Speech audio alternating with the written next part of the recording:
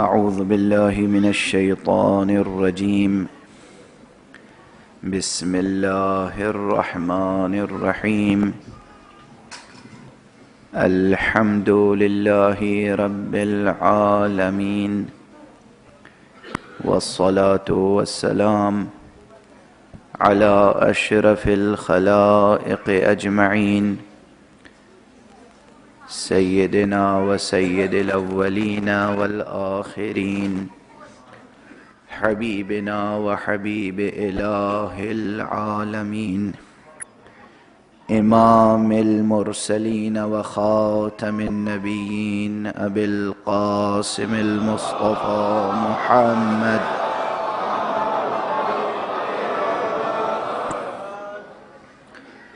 وعلى أهل بيته الطيبين الطاهرين الهداة المهديين المعصومين المظلومين، واللعنة الدائمة على أعداء الدين أجمعين.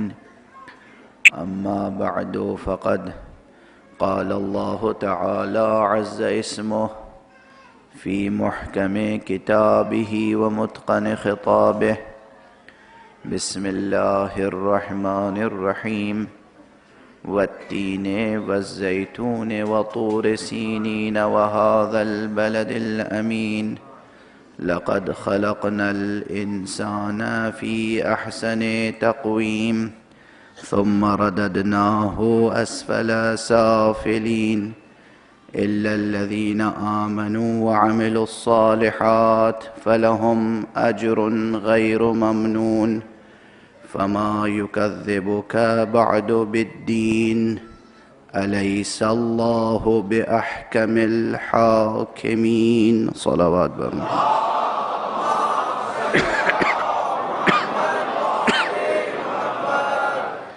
ایک مرتبہ اور بلند تر صلوات.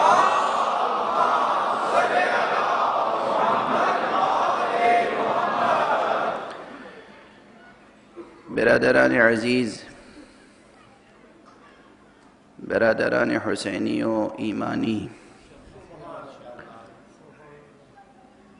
برادران اسلامی و انسانی،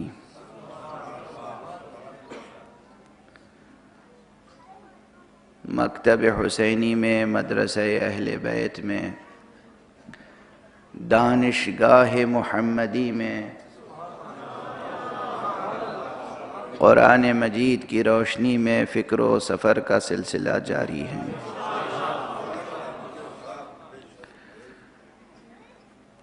سورہ مبارکہ 3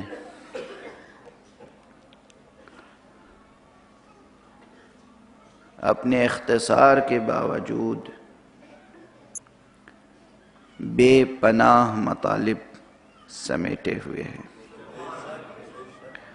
یہ صفت فی الجملہ قرآن مجید کے تمام سوروں اور تمام آیتوں میں ہے، لیکن جو مختصر سورے ہیں ان میں یہ صفت بطور خاص نمایاں تر ہو جاتی ہے. باوصف اختصار و ایجاز زیادہ سے زیادہ موضوعات، زیادہ سے زیادہ عناوین، زیادہ سے زیادہ مضامین، زیادہ سے زیادہ مطالب کا سمیٹ لینا قرآن مجید کی ہر آیت کی خصوصیت ہے. مگر ایک طرف سورہ بقرہ ہے، ایک طرف سورہ کوثر.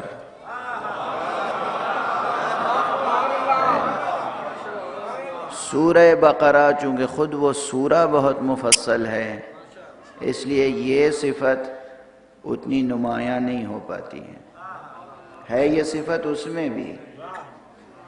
ارے ایک الف لام میم میں کیا کیا پوشیدہ ہے،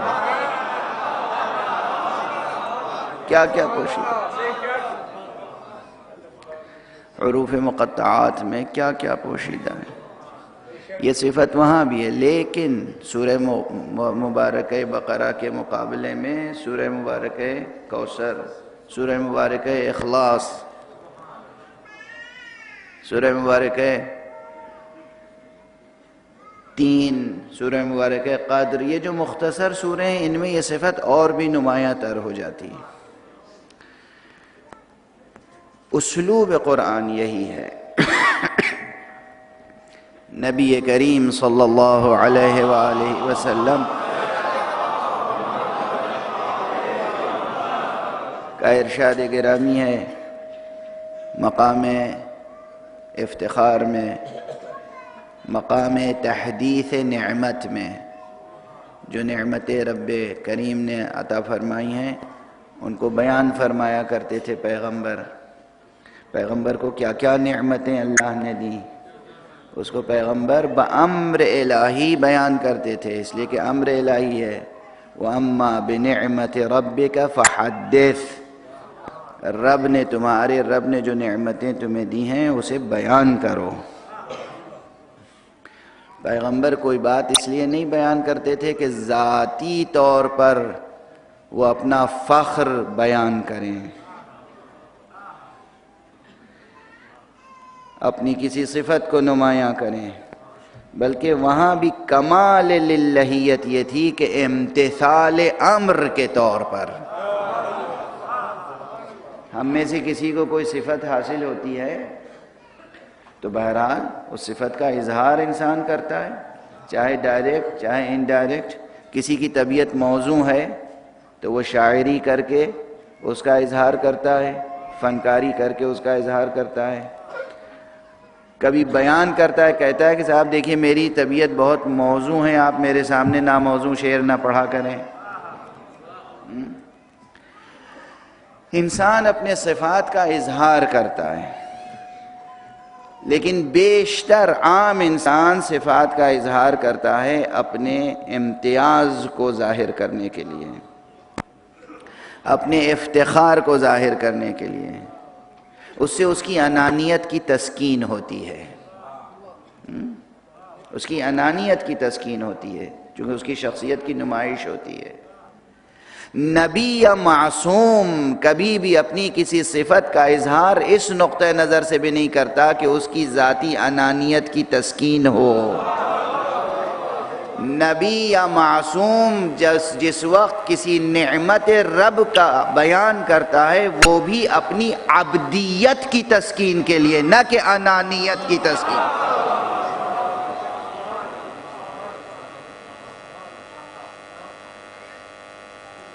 کجا آئین و کجا آن، یہ کہاں اور وہ کہاں۔ یہ بشریت و سیرت معصوم ذہن میں عنوان ہے نا۔ عام بشریت کا تقاضا کیا ہے؟ جو صفات ہوتے ہیں ان کو انسان بیان کرتا ہے اور دوسرے سے داد لیتا ہے، دوسرے پہ اپنا امتیاز قائم کرتا ہے۔ معصوم جب کسی صفت کا بیان کرتا ہے مقام شکر میں بیان کرتا ہے۔ یہاں انانیت کی تسکین ہوتی ہے، وہاں عبدیت کی تسکین ہوتی ہے، وہاں بندگی کے آداب بجا لاتا ہے۔ میرے رب نے مجھے یہ عنایت کی ہے نعمت، میرے رب نے کہا بھی ہے کہ میری دی ہوئی نعمت کا بیان کرو، اس لیے میں بیان کر رہا ہوں۔ توجہ۔ تو حضور صلی اللہ علیہ وآلہ وسلم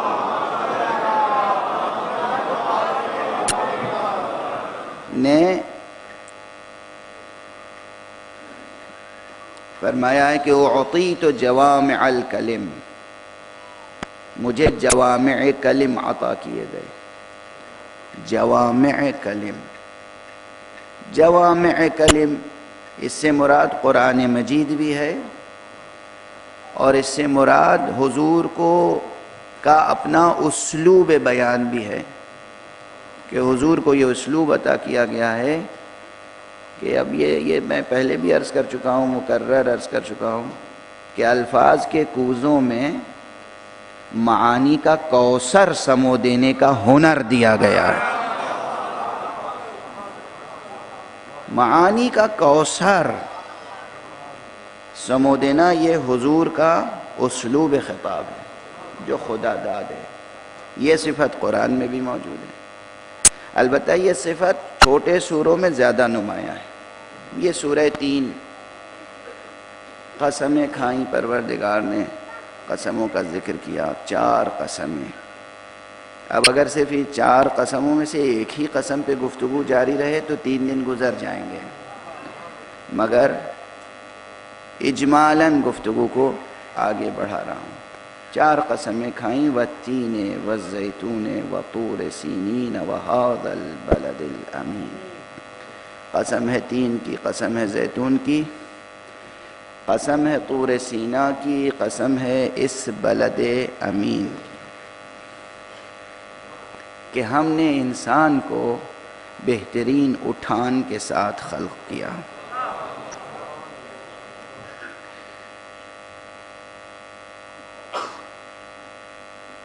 اس کے بعد ارشاد فرمایا ثم رددناہ اسفل سافلین، اور اس کے بعد ہم نے انسان کو گراوٹ کی آخری حد تک دھکیل دیا۔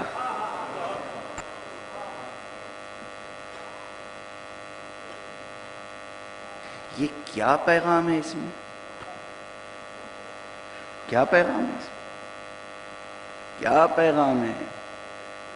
ہم نے انسان کو بہترین اٹھان کے ساتھ خلق کیا اور پھر ہم نے اس کو گراوٹ کی آخری حد تک دھکیل دیا۔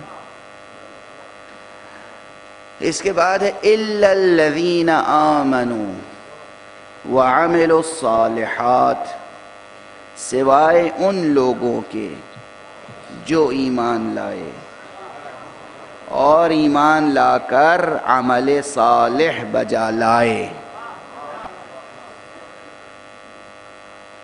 ان کے لیے کیا ہے؟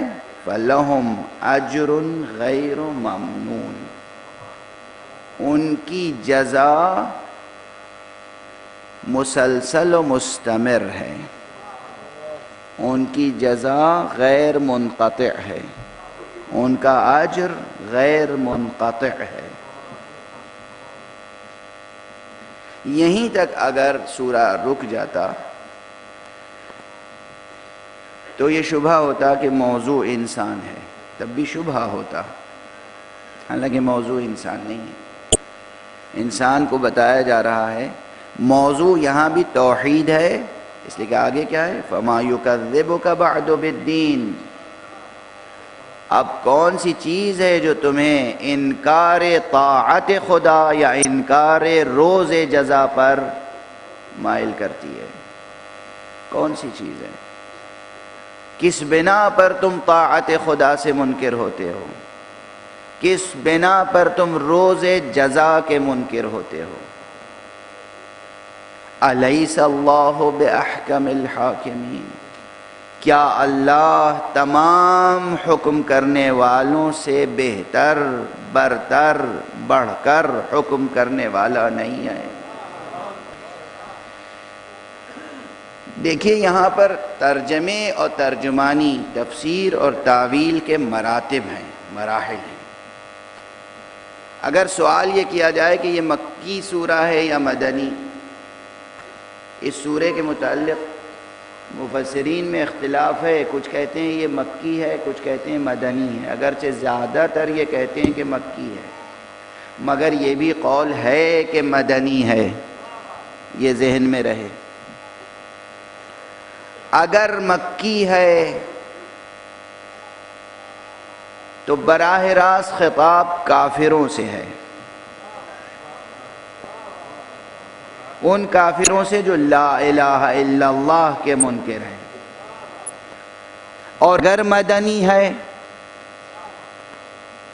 تو براہ راست خطاب ان سے تسلیم کرنا پڑے گا جو نقاب اسلام میں کفر کو پروان چڑھا رہے ہیں۔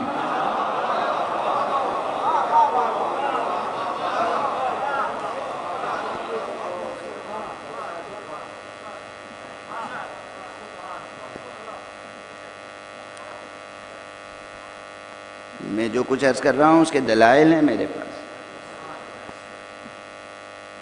ترجمہ کرتے وقت ایک ہی فقرہ ہوتا ہے، کس نے کہا، کب کہا، کس سے کہا، یہ تینوں چیزیں سامنے ہوں تو ترجمے کا تعین ہوتا ہے۔ مخاطب بدل جائے تو ترجمہ بدل جاتا ہے، متکلم بدل جائے تو ترجمہ بدل جاتا ہے۔ زمان و مکان تبدیل ہو جائے تو ترجمہ بدل جاتا ہے. ترجمہ کرنا آسان نہیں ہے، ترجمے کا ہنر بہت مشکل ہے. عام جو ترجمے ہوتے ہیں اس میں بھی بڑی دشواریاں ہیں. اگرچہ آج کل تو صورتحال یہ ہے کہ ہر بلحوث نے حسن پرستی شعار کی، لیکن حرمت لوح و قلم بہت زیادہ ہے، حرمت لفظ بہت زیادہ ہے، ناموس لفظ، ناموس حرف بہت زیادہ ہے. قرآن مجید کے تعلق سے تو اور بھی زیادہ. قرآن مجید اگر میں نے کیوں عرض کیا کہ اگر کافروں سے خطاب ہے، یعنی جو لا الہ الا اللہ بھی نہیں کہتے، تو یہ آخری آیت الیس اللہ باحکم الحاکمین، اس پر بہت غور کرنا پڑے گا کہ یہ بانداز سوال کیوں ہے. جس نے کلمہ لا الہ الا اللہ نہیں پڑھا ہے اس سے اس طرح خطاب کیسے ممکن ہے کہ کیا اللہ سب سے بڑا حاکم نہیں ہے؟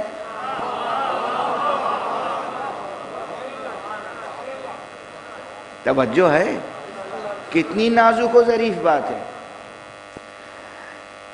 جو شخص اللہ کا منکر ہے اس سے یہ خطاب کیسے کیا جا سکتا ہے؟ فرض کیجئے کہ کوئی شخص ہو جو کئی خداؤں کا قائل ہو اور اللہ کا بھی قائل ہو، اس سے پوچھا جائے اور وہ اللہ کی بڑائی کا بھی قائل ہو، تب تو یہ کہا جا سکتا ہے کیا اللہ سب سے بڑا نہیں ہے. لیکن یہاں اگر فرض کیا جائے کہ کافروں سے خطاب ہے، مشرکوں سے خطاب ہے، کافروں سے خطاب ہے، جن سے رسول اللہ صلی اللہ علیہ وآلہ وسلم کلمہ لا الہ الا اللہ پر ہی جنگ فرما رہے ہیں، جہاد فرما رہے ہیں، انہیں دعوت ہی دے رہے ہیں کلمہ لا الہ الا اللہ کی طرف، پھر ان سے کس طرح خطاب ہے؟ الیس اللہ باحکم الحاکمین، کیا اللہ سب سے بڑا حاکم نہیں ہے؟ کیا اللہ سب سے بڑھ کر بہتر برتر حاکم نہیں ہے؟ کیا اللہ سب سے اچھا فیصلہ کرنے والا نہیں ہے؟ یہ کیا اللہ نہیں ہے، یہ خطاب تو اس سے ہوگا نا جو معترف ہو. یہ اسلوب خطاب کیا ہے؟ اسی لیے میں گزارش کر رہا ہوں اگر آپ حضرات کے اذہان عالیہ میں عشر اولیٰ کی تقریریں ہوں کہ اللہ کے وجود پر کافروں اور مشرکوں کو بحث نہیں تھی، اس کائنات کے خالق کے طور پر اللہ کو تسلیم کرتے تھے، اس نظام کائنات کے مدبر کے طور پر تسلیم کرتے تھے.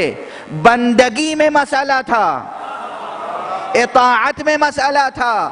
لا الہ الا اللہ کے معنی یہ ہیں کہ ہمارے لیے کوئی معبود نہیں ہے سوائے اس معبود برحق کے. معبود، بندگی، سر نہ جھکے کسی کے آگے، کسی اور کی غیر از خدا کسی اور کی اطاعت نہ کرے انسان بشمول نفس.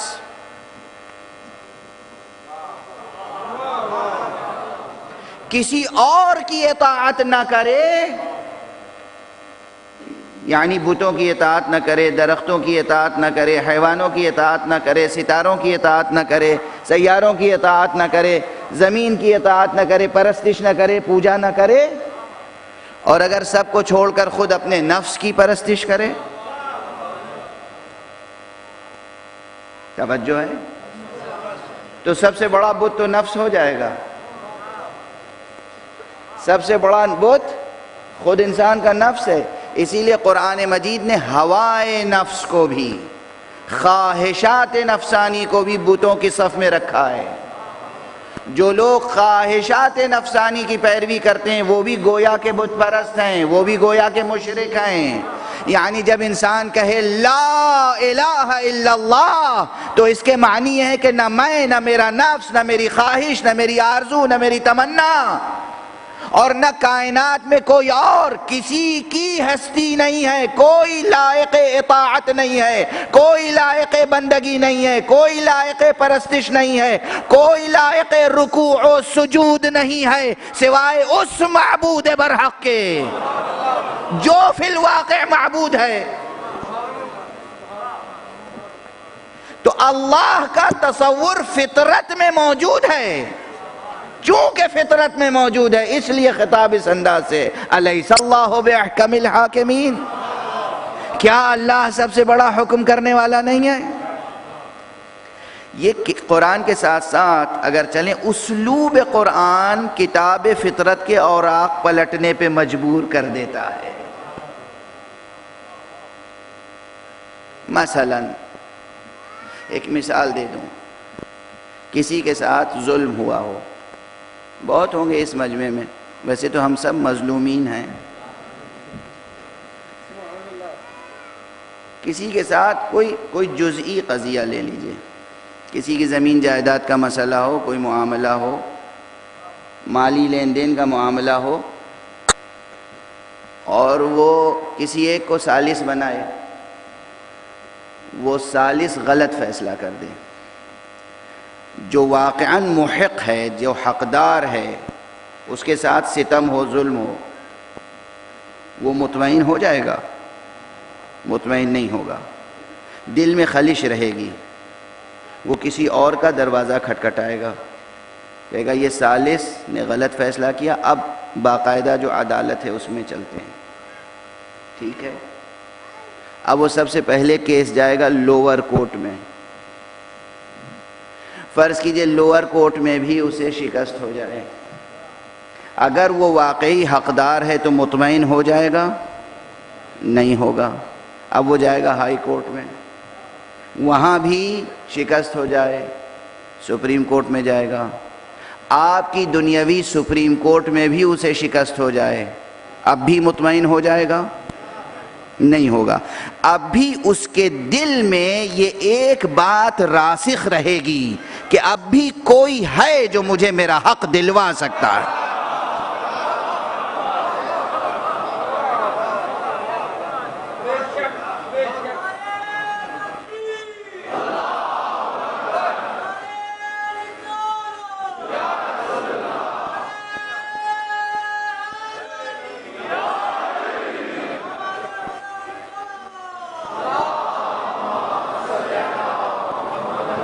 کہاں ہیں ہمیں کافر کہنے والے؟ دیکھیں یہ بیان توحید پر داد دے رہے ہیں،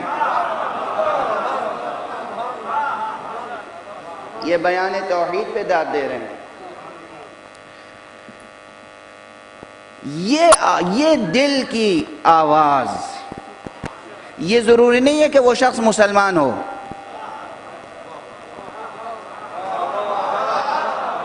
مسلمان ہو، مومن ہو، غیر مومن ہو، غیر مسلم ہو، عیسائی ہو، بت پرست ہو، یہودی ہو، کوئی بھی ہو، ہر انسان اپنے ملک کی بڑی سے بڑی عدالت سے بھی، دنیاوی عدالت سے مایوس ہونے کے بعد بھی دل میں یہ یقین رکھتا ہے، گمان نہیں، یقین رکھتا ہے کہ اب بھی کوئی طاقت ہے جو مجھے میرا حق دلوا سکتی ہے۔ قرآن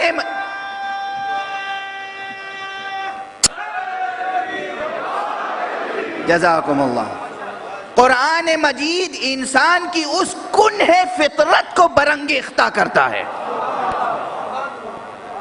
کیوں کہا گیا قرآن پڑھو، قرآن پڑھو، قرآن پڑھو، قرآن کی تلاوت کرو؟ قرآن کی تلاوت کرو گے تو کنہ فطرت بشری برانگیختہ ہو جائے گی، فطرت ڈسکور ہوگی۔ یہ کس سے خطاب ہے؟ مسلمان سے تو نہیں ہے نا، نمازی سے تو نہیں ہے، روزہ دار سے نہیں ہے، حاجی سے نہیں ہے، مومن سے نہیں ہے، یہ عام خطاب ہے۔ الیس اللہ باحکم الحاکمین، کیا اللہ سب سے بہتر فیصلہ کرنے والا نہیں ہے؟ کیا اللہ بیان نہیں ہے کہ دیکھو سنو یقین رکھو کہ اللہ سب سے بہتر فیصلہ کرنے والا ہے؟ نہیں، وعدہ نہیں کیا جا رہا ہے، دعویٰ نہیں کیا جا رہا ہے، سوال کیا جا رہا ہے۔ اب اگر سوال سے پہلے جو جملہ ہے فَمَا يُكَذِّبُكَ بَعْدُ بِالدِّينِ، جب تمہاری فطرت میں موجود ہے یہ یقین کہ کوئی ہے جو ہمارا حق ہمیں واپس دلا سکتا ہے، تو پھر اس کی اطاعت سے کون سی چیز روکتی ہے؟ اس کی بندگی سے کون سی چیز روکتی ہے؟ تمہیں یقین یہ ہے کہ وہ تمہیں حق دلائے گا؟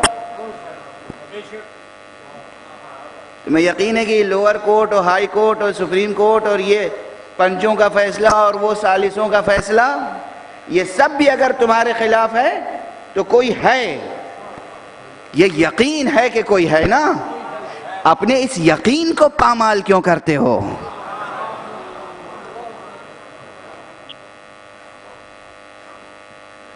یہ کتاب فطرت انسانی کی قرأت پہ مجبور کرتا ہے قرآن، اور پہلے جو بیان ہے اس میں بھی حکمتیں،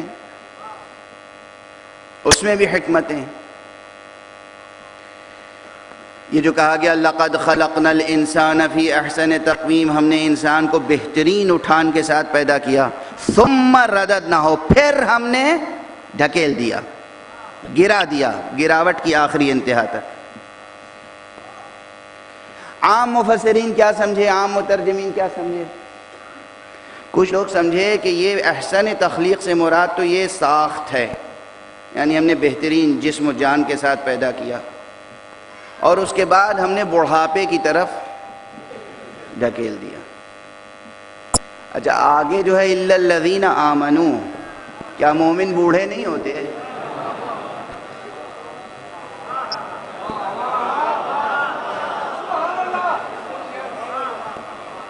تو اب بتائیے یہ کیا قرآن سمجھے؟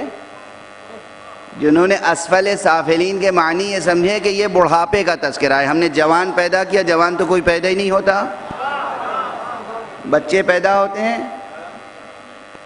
اور ہاں معتدل پیدا کیا ہم نے، تمام اجزائے وجود، تمام عناصر وجود متوازن و معتدل تھے، بہترین ساخت کے ساتھ پیدا کیا، ٹھیک ہے، لیکن اس ساخت سے مراد کیا ہے، اس اٹھان سے مراد کیا ہے؟ اور پھر اسفل سافلین سے یہ مراد کہ ہم نے بڑھاپے کی طرف، یعنی صرف مشرک اور بدعمال بوڑھے ہوتے ہیں، مومن بوڑھے نہیں ہوتے، اچھے اعمال کرنے والے بوڑھے نہیں ہوتے۔ اگر اچھے اعمال کرنے والے بوڑھے نہیں ہوتے، مومن بوڑھے نہیں ہوتے، تو پھر تاریخ میں کتنے بوڑھے ہیں جن کے ایمان کا اور عمل صالح کا تذکرہ کیا جاتا ہے؟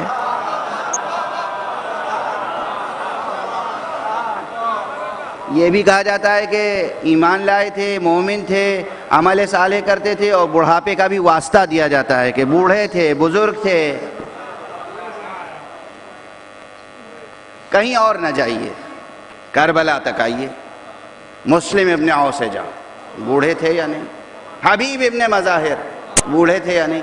صحابی رسول انس ابن حارث بوڑھے تھے یا نہیں؟ کبھی کبھی میں مجلس پڑھتا ہوں اپنے انداز سے، یعنی میں پابند نہیں ہوتا کہ مصائب پہلے پڑھوں یا بعد میں، جو تسلسل بیان میں بات آ جاتی ہے وہ کہتا چلا جاتا ہوں۔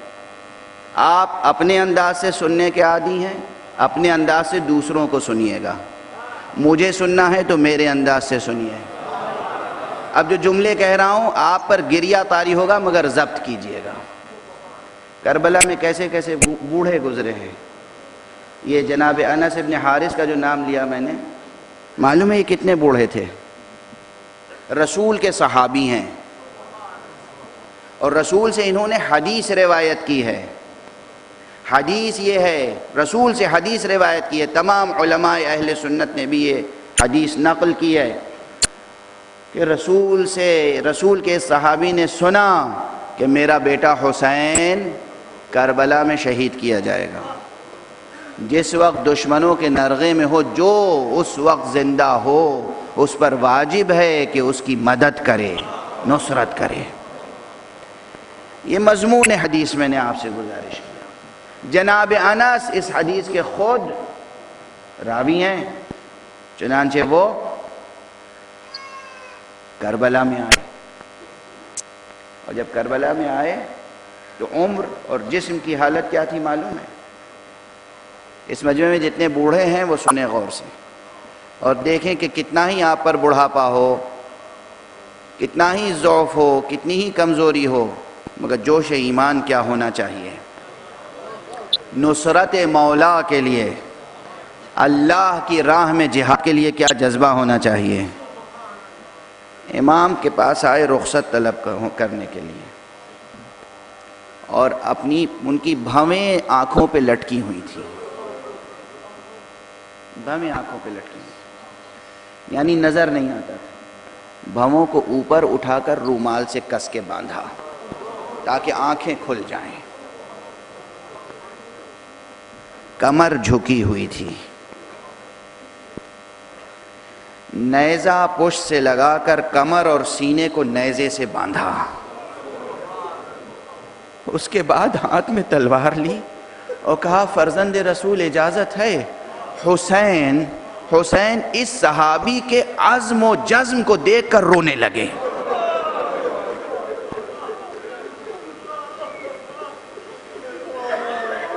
یہ ہے کربلا۔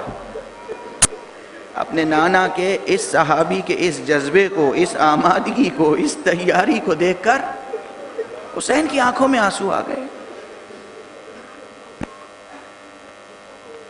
تو بڑھاپا تو سب پہ آتا ہے، مگر بڑھاپا ایمان کے تقاضوں کی راہ میں رکاوٹ نہیں بنتا۔ کربلا پڑھنا کیوں ضروری ہے؟ کربلا سننا کیوں ضروری ہے؟ بڑھاپا آتا ہے، یہاں اسفل سافلین سے مراد بڑھاپا ہرگز نہیں ہے۔ مضمون آیت یہ ہے، اب خلاصہ عرض کر دوں، اختلاف اقوال نقل کرتا ہوں گا تو بیان بہت طولانی ہو جائے گا۔ پروردگار اعلان فرما رہا ہے کہ ہم نے تمہیں انتہائی توازن کے ساتھ خلق کیا، بہترین اٹھان کے ساتھ خلق کیا۔ بیچ میں بہت بڑی عبارت محذوف ہے، ایک ثم کے اندر چھپی ہوئی ہے۔ ہم نے تمہیں بہترین جسم دیا، بہترین ذہن دیا، بہترین روح دی، بہترین نفس دیا، بہترین قوتیں دی، بہترین صلاحیتیں دیں، بہترین حواس دیے، حواس خمسہ ظاہریہ عطا کیے، حواس خمسہ باطنیہ عطا کیے، ہم نے عقل دی تمہیں۔ ان تمام ظاہری باطنی قوتوں سے آراستہ کر کے ہم نے بھیجا۔ اب اگر تم ان قوتوں سے کام لے کر، ان وسائل سے کام لے کر، ان عناصر وجودیہ سے کام لے کر تم ہماری آواز پر لبیک کہتے رہو گے تو جس احسن تقویم پر ہم نے خلق کیا ہے اس سے تم ہمیشہ بلند سے بلند تر ہوتے چلے جاؤ گے، بلند سے بلند تر ہوتے چلے جاؤ گے۔ کیوں؟ فَلَهُمْ أَجْرٌ غَيْرُ مَمْنُونَ، ان کے لیے اجر غیر ممنون ہے۔ غیر ممنون یعنی غیر منقطع، جس کا سلسلہ کبھی ختم نہیں ہوگا۔ جب سلسلہ ختم نہیں ہوگا یعنی سفر ارتقاء مسلسل جاری رہے گا، یعنی یہ متناہی لا متناہی ہو جائے گا۔ بہت دقیق منزل پہ چلی گئی گفتگو، بہت دقیق منزل پہ چلی گئی گفتگو۔ احسن تقویم پر خلق کیا ہے ہم نے، حد وسط پہ خلق کیا ہے ہم نے۔ اگر تم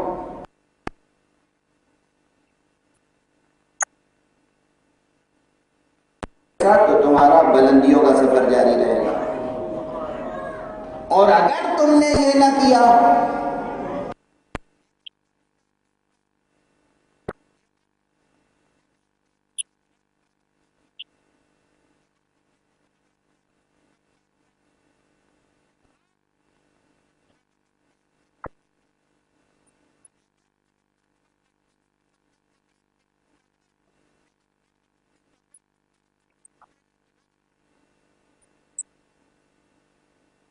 پھر جو تمہارے اعمال کی جزا ہے، پاداش ہے، جو اس کا نتیجہ ہے، اس کے نتیجے میں تم گراوٹ کی آخری منزل تک گرتے چلے جاؤ گے، اور ہم بھی گراتے رہیں گے، ہم اٹھائیں گے نہیں۔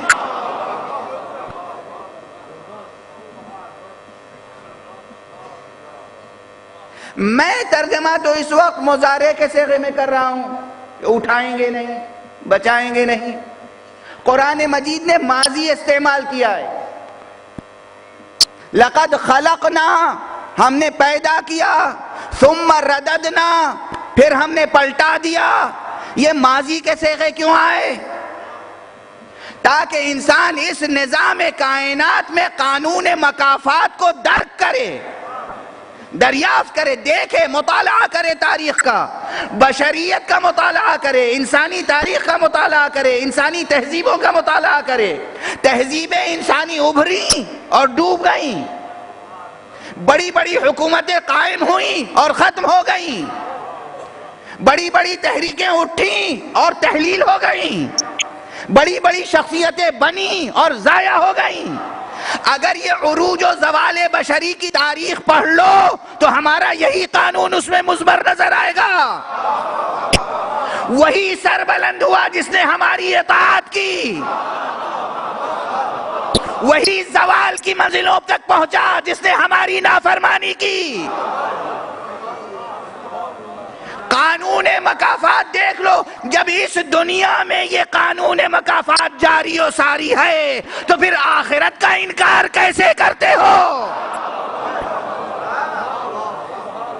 جب اس دنیا میں کسی کا عمل ضائع نہیں ہوتا، ہر نیکوکار کو اس کا نیک بدلہ ملتا ہے، ہر بدکار کو اس کی جزا ملتی ہے، تو پھر کیسے تم شک کر رہے ہو ہماری عدالت میں، ہمارے انصاف میں، ہمارے نظام قانون میں، ہمارے نظام حکم میں، ہماری اطاعت میں اور روز جزا میں؟ فما یکذبک بعد بالدین۔ اتنے زبردست مطالعے کے بعد بھی دیکھو، اب اس میں اس ایک سمہ میں لقد خلقنا الانسان فی احسن تقویم ماضی، ثم رددنا ہو، پھر ہم نے پلٹا دیا، الی اسفل سافلین تک۔ یہ ثم رددنا ہو کی تشریح میں پوری تاریخ انسانی پڑھ لیجئے، جتنی تہذیبیں روح زمین پر بنی اور بگڑی، ساری تہذیبوں کا مطالعہ کر لیجئے۔ آدم کے بعد اولاد آدم میں کس کو عروج نصیب ہوا، کسے زوال؟ جناب نوح کے بعد جناب ابراہیم، جناب موسیٰ، جناب عیسیٰ، اس درمیان میں جو درمیان میں کڑیاں ہیں، قوم عاد، قوم سمود، کتنے نمرود آئے گئے، کتنے فرعون آئے گئے، کتنی شخصیتیں بنی بگڑی، کتنی حکومتیں قائم ہوئیں اور زائل ہوئیں، کتنی تہذیبیں عروج تک پہنچی اور زوال آمادہ ہو گئیں۔ ان سب میں ایک قانون مکافات جاری ہے۔ یہ قانون مکافات عمل جو یہاں جاری ہے، کس کا بنایا ہوا قانون ہے؟ جب کوئی حکومت بن جاتی ہے تو وہ حکومت ہر قیمت پر اپنے کو بچانا چاہتی ہے، پھر کون سی قوت ہے جو اسے زوال تک پہنچا دیتی ہے؟ کون سی قوت ہے؟ کوئی بھی نظام اس دنیا میں ہر قیمت پر اپنے کو باقی رکھنا چاہتا ہے، اور یہ انسان جب جرائم کرنے پہ آتا ہے تو کیا کچھ نہیں کرتا۔ حیوان، درندہ حیوان کسی دوسرے حیوان کو جب شکار کرتا ہے تو اپنی بھوک مٹانے کے لیے یا پیاس مٹانے کے لیے، بے سبب شکار نہیں کرتا۔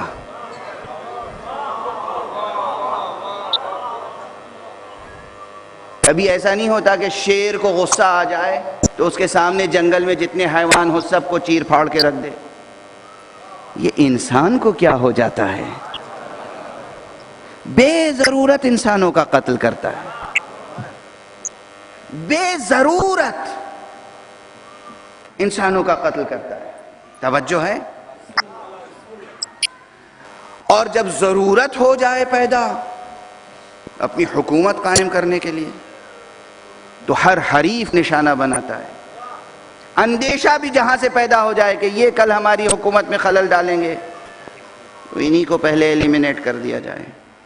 وہ کل ہمارے سامنے کھڑے ہو کر اعتراض کریں گے ان کو پہلے خاموش کیا جائے. اگر مال لے کے خاموش ہو جاتے ہیں تو مال سے، ورنہ زہر سے. بس چند جملے کافی ہیں. یہ ہے تاریخ بشری. کل بھی یہی تھا، آج بھی یہی ہو رہا ہے، اور اگر دنیا آگے چلتی رہی تو یہی ہوتا رہے گا. اس کے باوجود کہ ظالم، جابر، ستمگار ہمیشہ ہر قیمت پر تمام وسائل کو استعمال کر کے اپنے کو باقی رکھنے کی کوشش کرتا ہے، پھر اس کو سرنگوں کون کرتا ہے؟ کون سرنگوں کر دیتا ہے؟ وہ جو سرنگوں کرتا ہے ہر ایک کو، وہ کوئی اور ہے. وہ وہی ہے جو ہر انسان کی فطرت جس کی گواہی دیتی ہے، اور جس سے خدا پوچھتا ہے الیس اللہ بأحکم الحاکمین، کیا اللہ سب سے بڑا حاکم نہیں ہے؟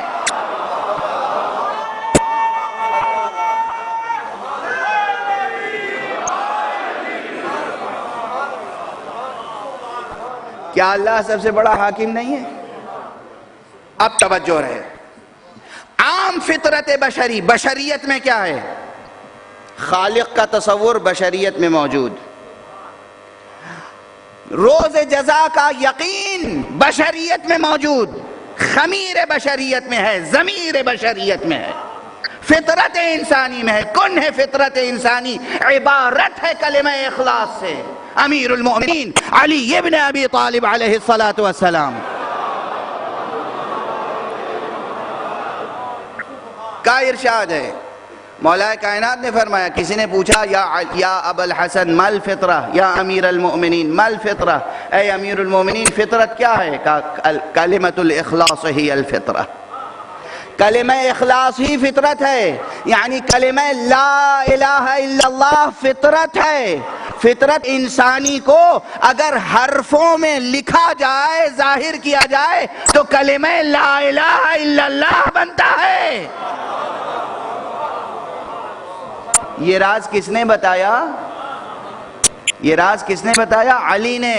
کہ فطرت انسانی کو اگر لفظوں میں، حرفوں میں نمایاں کیا جائے، ظاہر کیا جائے، لفظوں کا پیکر عطا کیا جائے تو کلمہ لا الہ الا اللہ بنتا ہے.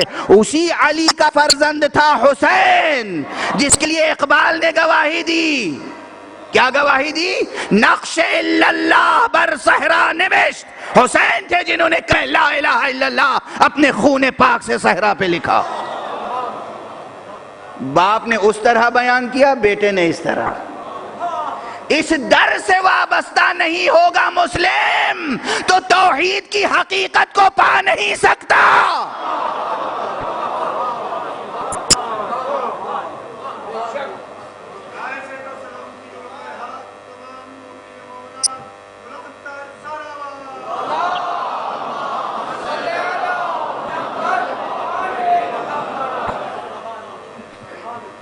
جنہوں نے بتوں کا دھون پیا ہو،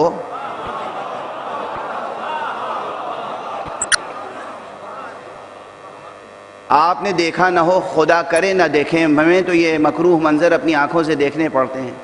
دودھ سے بت دھوئے جاتے ہیں، شربت سے بت دھوئے جاتے ہیں، پھر وہ بت پرستوں کو پلائے جاتے ہیں. یہ نئی رسم نہیں ہے.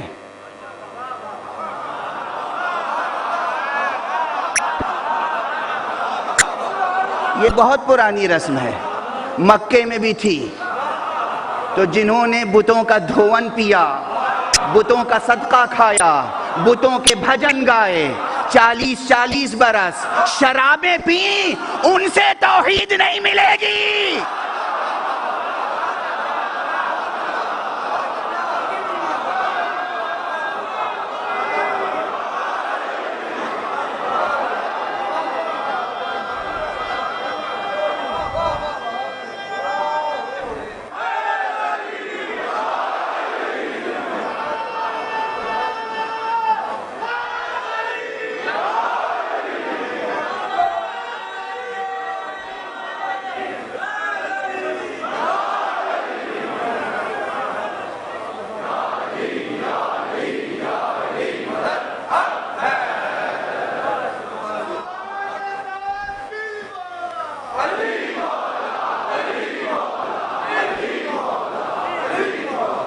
توحید ملے گی محمد ابن عبداللہ سے، توحید ملے گی علی ابن ابی طالب سے، توحید ملے گی حسن ابن علی اور حسین ابن علی سے، اور کوئی نہیں ہے جو توحید کی خیرات دے سکے۔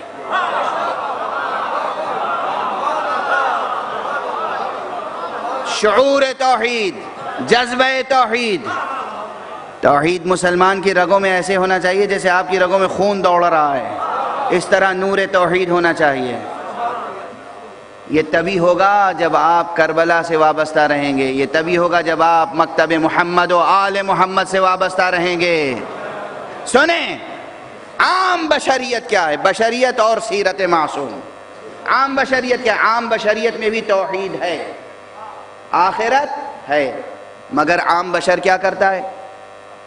توحید کے باوجود عام بشر بھی احسن تقویم پہ پیدا ہوتا ہے، احسن تقویم پہ پیدا ہونے کے باوجود، عقل رکھنے کے باوجود، عہد الست رکھنے کے باوجود، کنہ فطرت میں توحید اور روز جزا کا یقین رکھنے کے باوجود، ذرا ذرا سی باتوں میں کبھی ان کو سجدہ، کبھی ان کو سجدہ، کبھی ان کے آگے جھک رہے ہیں، کبھی ان کے آگے قیام کر رہے ہیں، کبھی ان کے آگے ہاتھ باندھ رہے ہیں، کبھی ان کے آگے تسلیم کر رہے ہیں۔ یہ ہے عام انسان، کبھی شعوری طور پر، کبھی غیر شعوری طور پر، کبھی غیر شعوری طور پر توحید کا رشتہ ٹوٹ جاتا ہے اور آخرت پر بھی یقین متزلزل ہو جاتا ہے۔ جب یقین متزلزل ہوتا ہے تو کیا ہوتا ہے؟ جب تک نظام پر یقین ہو، جب تک حاکم پر یقین ہو، کوئی قانون کو اپنے ہاتھ میں نہیں لیتا۔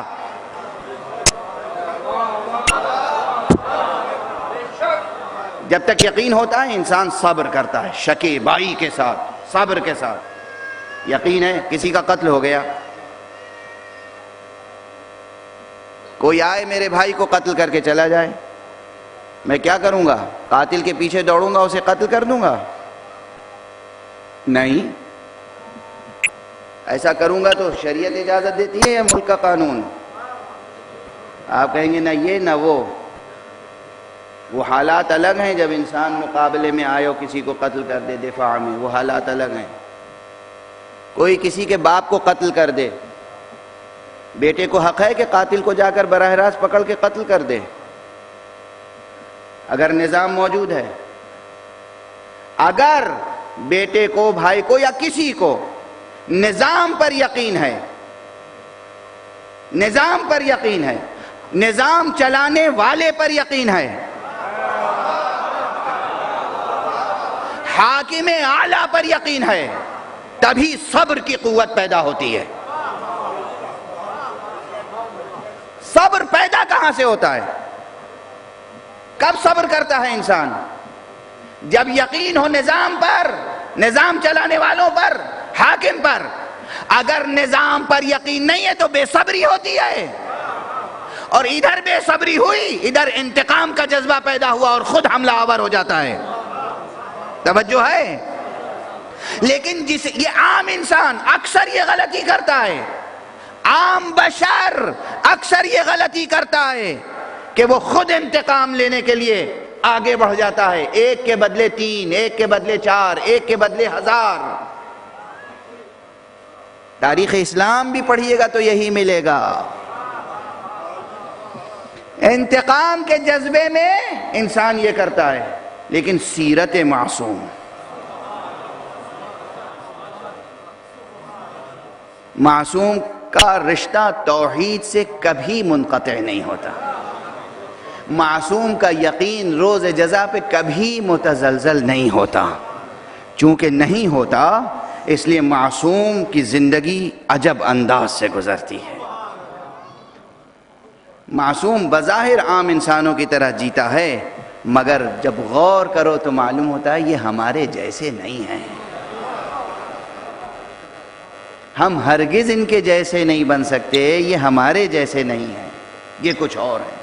کیسے کیسے حالات میں توحید کا ذکر کرتے ہیں، کیسے کیسے حالات میں حمد خدا کرتے ہیں، کیسے کیسے مسائل میں انتقام جہاں لے سکتے ہیں نہیں لیتے ہیں، خدا پہ چھوڑ دیتے ہیں، اس لیے کہ خدا پہ یقین ہے. ان کا یقین نہ ہوگا تو کس کا یقین ہوگا؟ اس لیے کہ یہ اس کے نمائندے ہیں. توجہ ہے؟ اور یہ ایسے ویسے نمائندے نہیں ہیں. کبھی کبھی دنیا میں بھی نمائندے کا جب لفظ استعمال ہوتا ہے تو ہمیشہ فوراً مثال میں لفظ آ جاتا ہے سفیر کا. آپ نے دیکھا ہوگا کہ بہت سے ممالک جب کمزور پڑنے لگتے ہیں تو جو سفراء دوسرے ملکوں میں ہوتے ہیں وہ پہلے تو سفیر ہوتے ہیں، اس کے بعد وہیں وہ اپلائی کر دیتے ہیں کہ صاحب ہم اب اپنے وطن نہیں جانا چاہتے، سفارت سے مستعفی، ہمیں یہیں پناہ گزین بنا لیجئے. سیاسی پناہ گزین. معلوم ہوا کہ کسی ملک کا سفیر کینیڈا میں ہے، اس نے کینیڈین گورنمنٹ کو کہا اب تک تو میں سفیر تھا، اب میں آتے آپ کا پناہ گزین. کوئی امریکہ میں تھا آپ کا سفیر اور کل سے وہ پناہ گزین. یہ ہوتا ہے کب؟ جب اپنے مرکز پر بھی یقین ختم ہو جائے. نمائندگی کے باوجود بھی یقین ختم ہو جاتا ہے. بس جہاں نمائندگی کے باوجود یقین ختم ہو جائے سمجھیے یہ دنیاوی معاملہ ہے. اور جہاں ہوتا ہے معصوم، ہمارے جیسے تھے پیغمبر، ہمارے جیسے تھے امیر المومنین علی ابن ابی طالب، نہیں وہ معصوم تھے. اب ذرا سا فرق آپ نے، اتنی طویل اور بوجھل بحث آپ نے برداشت کر لی، میں ممنون ہوں آپ کا. آپ کے لیے بھی انشاءاللہ اجر غیر ممنون ہے، انشاءاللہ اجر غیر ممنون ہے. دو نکات کی طرف توجہ میں دلا سکا صرف. اولاً فطرت انسانی میں توحید موجود ہے، فطرت انسانی میں یقین روز جزا پہ موجود ہے، ہر انسان کی فطرت میں ہے. مگر یہ یقین ابھر کے کہاں آتا ہے سامنے؟ نکھر کے کہاں آتا ہے سامنے؟ صبر کی شکل میں، شکیبائی کی شکل میں، سیرت معصوم میں. یہ سیرت معصوم دیکھنا ہو تو سید سجاد کو دیکھو.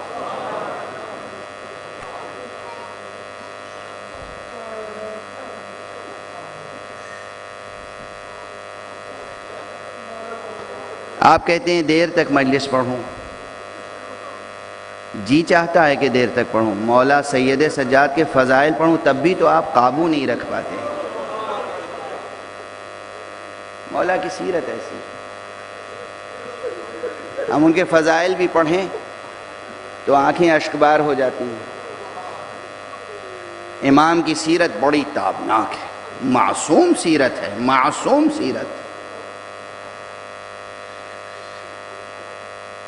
چونکہ اس عزاخانے کی کل آخری مجلس ہوگی، اس لیے کل جو بحث میں نے چھیڑی تھی اسے کل ہی تک محدود کر دیا، ورنہ نظریہ عصمت اور نظریہ مساوات یہ بہت بحث طلب ہے. نظریہ عصمت وہ ہے جو اللہ نے پیش کیا ہے، اور نظریہ مساوات وہ ہے جو اللہ کا کلمہ پڑھنے والے کافروں نے پیش کیا ہے. اللہ کا کلمہ پڑھنے والے کافروں نے پیش کیا ہے، یہ سب برابر ہے. سید سجاد کی سیرت غضب کی سیرت ہے، قیامت کی سیرت ہے. جب آپ کربلا میں تشریف لائیں تو آپ کی عمر زیادہ سے زیادہ 22 برس ہے. لیکن یہ 22 برس کیسے گزرے ہیں بڑے تابناک ہیں. ہمارے معاشرے میں 22 برس کی عمر کوئی عمر نہیں ہوتی. 22 برس کے نوجوان بچے کہلاتے ہیں، ان پہ بچپنا طاری رہتا ہے. ہمارا امام کربلا آنے سے قبل مسجد نبوی میں امام کی اپنی مسند درس ہوا کرتی تھی. امام درس کہا کرتے تھے. سید سجاد، امام حسین کا درس الگ ہوتا تھا، سید سجاد کا درس الگ ہوتا تھا. توحید کا درس، نبوت کا درس، آخرت کا درس، معالم دین، معارف دین، حقائق دین، حقیقت، طریقات، شریعت، اخلاق، آداب درس ہوتا تھا. سید سجاد اس 22 برس کے عمر میں ایک بہت بڑے آپ کی زندگی کا، اور ضروری ہے کہ جو لوگ کتاب و قلم سے رشتہ رکھتے ہیں وہ کتابوں کو کھنگالیں اور تلاش کر کر کے امام کے دروس، امام کے سبق جو امام نے پڑھائے ہیں، امام کے خطبات، امام کے مکالمے وہ جمع کریں۔ یہ ایک بہت بڑا چیپٹر ہے۔ 22 برس کے سن میں کربلا میں آ گئے۔ سب سے بڑا حصہ، سب سے اہم حصہ جو سیرت کا ہے، سب سے نمایاں، وہ امام کا وہی ہے جو کربلا میں اور کربلا کے بعد گزرا ہے۔ کربلا جیسا واقعہ ہو گیا اور کیا صبر کیا ہے امام نے۔ یہ صبر بتا ہے کہ روز جزا پہ کیسا یقین ہے۔ کسی کو خدا و آخرت پہ یقین نہ ہو تو میرے مولا سجاد کی زندگی پڑھ لے۔ دیکھیے حد ادب ہے، حفظ مراتب کے خلاف ہے، مگر میں عام سطح ذہنی پہ اتر کے یہ جملہ کہنے پر مجبور ہوں کہ اگر یہ معصوم نہ ہوتے، اگر فرزند رسول نہ ہوتے، اگر امام نہ ہوتے، حجت خدا نہ ہوتے، عام بشر ہوتے، تو کربلا جیسے واقعے کے بعد بھی زبان پر کبھی خدا کا نام آتا؟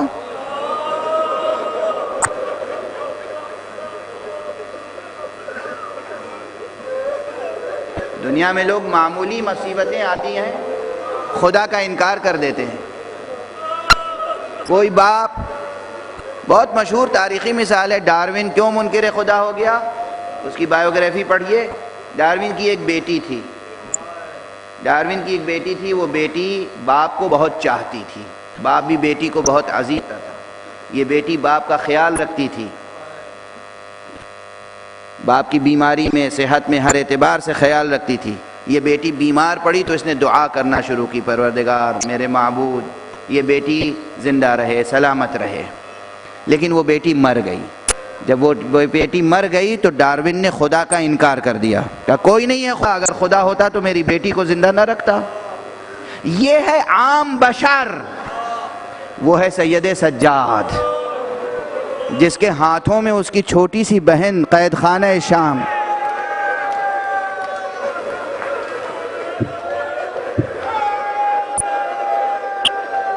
قید خانہ شام میں 4 سال کی بہن، بھوکی بہن، پیاسی بہن، ستم رسیدہ بہن گزر گئی، مگر سید سجاد پھر بھی الحمدللہ کے سیرت معصوم۔ جسے خدا نہ ملے وہ سجاد سے خدا کا پتہ پوچھے، جسے یقین نہ ہو روز آخرت پر وہ اس امام معصوم سے روز آخرت پر یقین کرنا سیکھے۔ بس تڑپ گئے نا، تڑپ گئے، وقت بھی تمام ہو گیا، وقت تمام ہو گیا، وقت تمام ہو گیا۔ آج بے اختیار یہ تذکرہ آ گیا زبان پر، مگر واقعاً کیا قیامت کی شہادت تھی اس تاریخ قید خانے میں حسین کی اس پیاسی بچی کی۔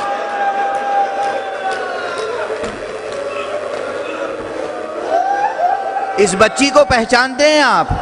اس گھر کے بڑے تو بڑے ہیں، اس بچی کا تذکرہ سن سکیں گے آپ؟ یہ بچی 3.5 سال کی بچی یا 4 سال کی بچی، 3 سال، 3.5 سال یا 4 سال کی بچی، جب تک کربلا میں عباس زندہ رہے بچی نے پیاس کا تذکرہ کیا۔ عباس کی شہادت کے بعد اس بچی کی زبان پر آتش کا تذکرہ نہیں آیا۔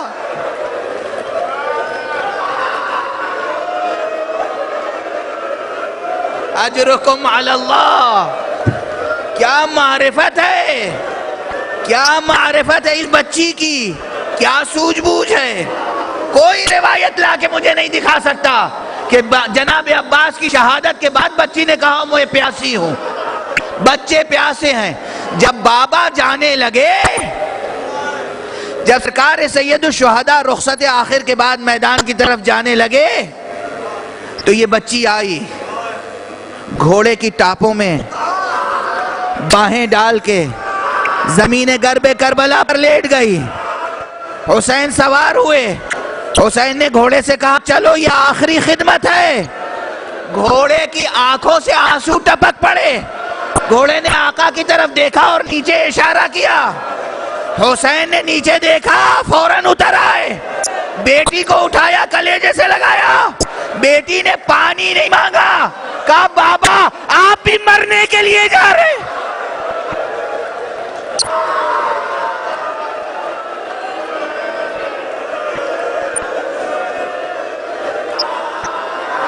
بابا آپ بھی مرنے کے لیے تیار ہو گئے۔ اس بچی کو معلوم ہے بابا مرنے کے لیے جا رہے ہیں، اس بچی کا شعور، بابا گئے، بابا شہید ہو گئے، بابا کا سواری کا گھوڑا واپس آیا، در خیمہ پہ آیا، ساری بیبیاں نکل آئیں، بچی در خیمہ پہ کھڑی ہوئی ہے، بچی در خیمہ پہ کھڑی ہے، بیبیوں نے ماتم کیا۔ اس کے بعد جناب زینب نے کہا بچی کا رونا بہت ضروری ہے، رباب بچی کو بلاؤ، بچی کو بلاؤ۔ سب نے بچی کو بلایا، بچی ہے نا 3.5 برس یا 4 برس کی بچی، ننھے ننھے قدموں سے، لیکن انتہائی وقار کے ساتھ، انتہائی وقار کے ساتھ، انتہائی تمکنت کے ساتھ، چہرہ تمتمایا ہوا ہے، آگے بڑھی، گھوڑے نے گردن جھکا دی۔ بچی نے، یہ بچی جو گھوڑوں کی ٹاپوں کو تھامے ہوئے تھی، اب اس نے گھوڑے کی گردن میں باہیں ڈالی، گھوڑے کے کان میں پوچھا ہل سقیا بھی ام قتلت شانا، میرا بابا اسے پانی پلایا گیا یا پیاسا قتل کر دیا۔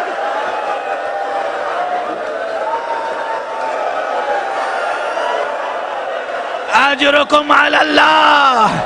یہ بچی کربلا سے کوفے، کوفے سے شام تک پیٹھ پر درے کھاتی رہی، نیزے چبھائے جاتے رہے، تماچے مارے جاتے رہے، اور قید خانہ شام میں سجاد کی آغوش میں اس بچی کا جنازہ ہے۔ ارباب مقاتل کہتے ہیں جب سید سجاد نے بچی کو غسل دینا چاہا، جو پیرہن تھا وہ جسم سے جدا نہیں ہو رہا تھا۔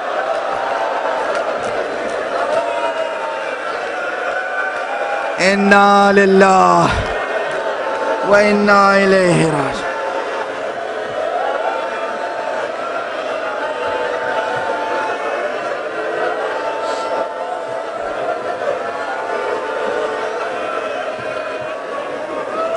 انا للہ و انا الیہ راجعون، رضا بقضائہ و تسلیما لامرہ۔ پروردگار ہمیں علوم قرآن اور معارف اہل بیت سے آشنا فرما۔ پروردگار ہمارے سینوں میں ہمیشہ چراغ توحید روشن رہے۔ معبود ہمیں ہمیشہ شمع ختم نبوت کی روشنی نصیب رہے، ہمیں نور ولایت علی کی روشنی میں، نور ولایت علی میں زندگی بسر کرنے کی توفیق عطا فرما۔ پروردگار معبود یہ باقیان غم حسین، یہ عزاداران حسین، ان کو اپنی خاص حفظ و امان میں رکھ۔ پروردگار روئے زمین پر جہاں جہاں بھی سلسلہ عزا قائم ہے وہاں اپنی برکتیں نازل فرما، رحمتیں نازل فرما، تمام مسلمانوں کو تہذیب آل محمد کے سانچے میں ڈھال دے۔ معبود اپنی رحمت کو عام کر دے۔ حضرت ولی عصر کو اذن ظہور عطا فرما اور ان کے ہاتھوں سے اپنی رحمت و رافت و عدالت کا پرچم لہرا دیں۔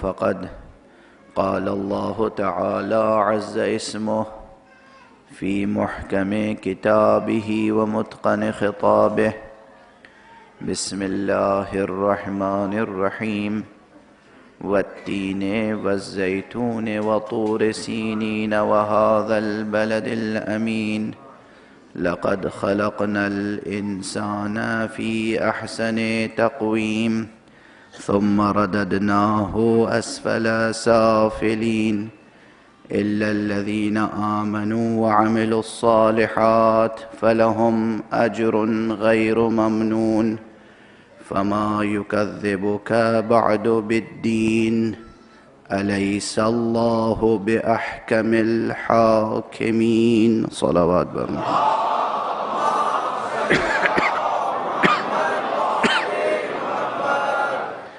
ایک مرتبہ اور بلند تر صلوات.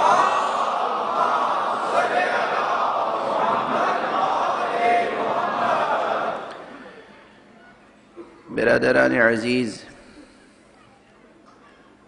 برادران حسینی و ایمانی، برادران اسلامی و انسانی،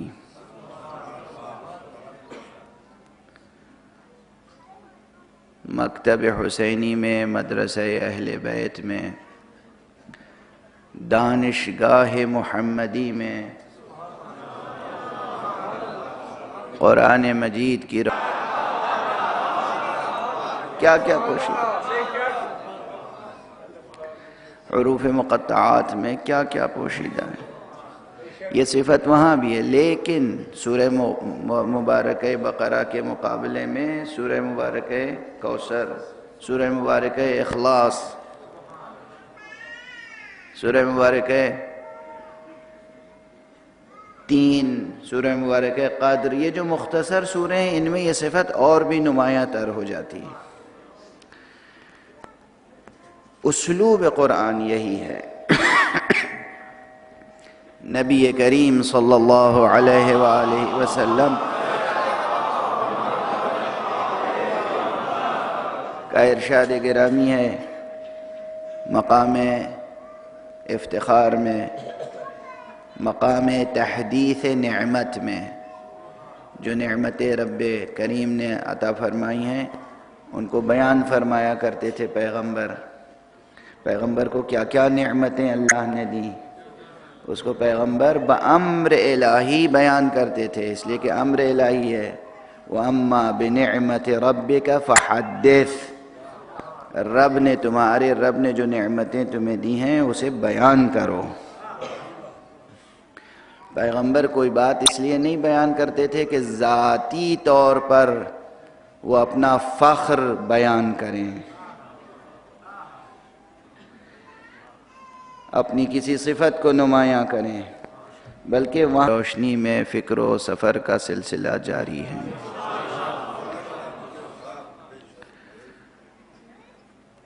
سورہ مبارکہ تین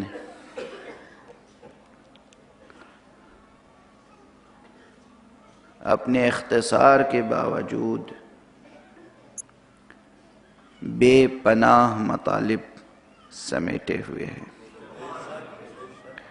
یہ صفت فی الجملہ قرآن مجید کے تمام سوروں اور تمام آیتوں میں ہے، لیکن جو مختصر سورے ہیں ان میں یہ صفت بطور خاص نمایاں تر ہو جاتی ہے. باوصف اختصار و ایجاز زیادہ سے زیادہ موضوعات، زیادہ سے زیادہ عناوین، زیادہ سے زیادہ مضامین، زیادہ سے زیادہ مطالب کا سمیٹ لینا قرآن مجید کی ہر آیت کی خصوصیت ہے. مگر ایک طرف سورہ بقرہ ہے، ایک طرف سورہ کوثر.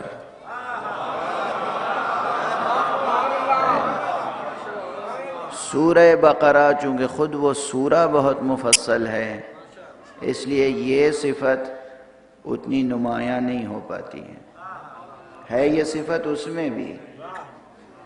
ارے ایک الف لام میم میں کیا کیا پوشیدہ ہے.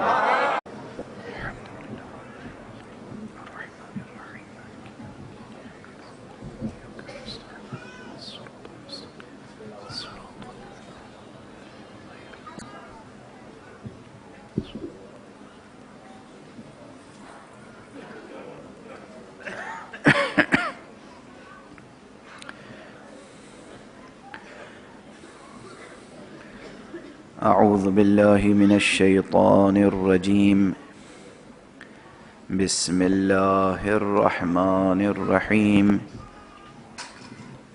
الحمد لله رب العالمين والصلاة والسلام على أشرف الخلائق أجمعين سيدنا وسيد الأولين والآخرين حبيبنا وحبيب إله العالمين إمام المرسلين وخاتم النبيين أبي القاسم المصطفى محمد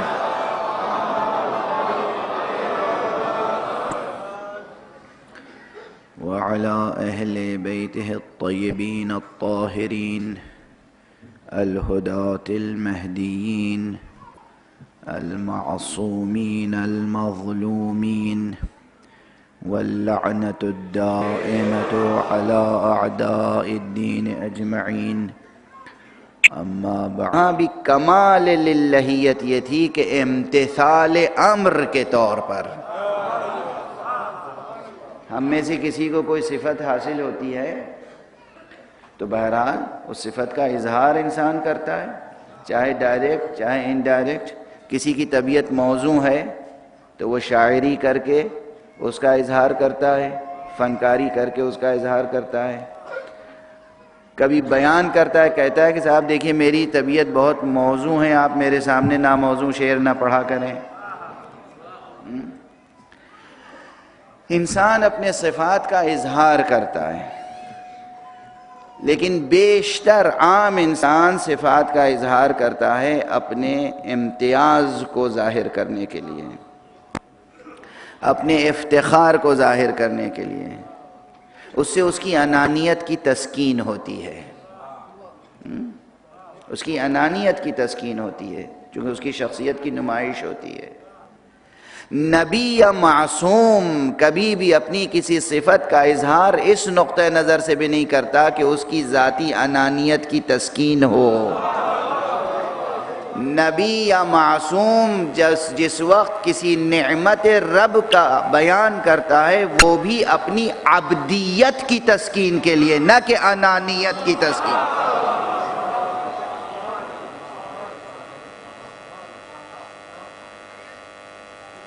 کجا اینو کجا آن، یہ کہاں اور وہ کہاں۔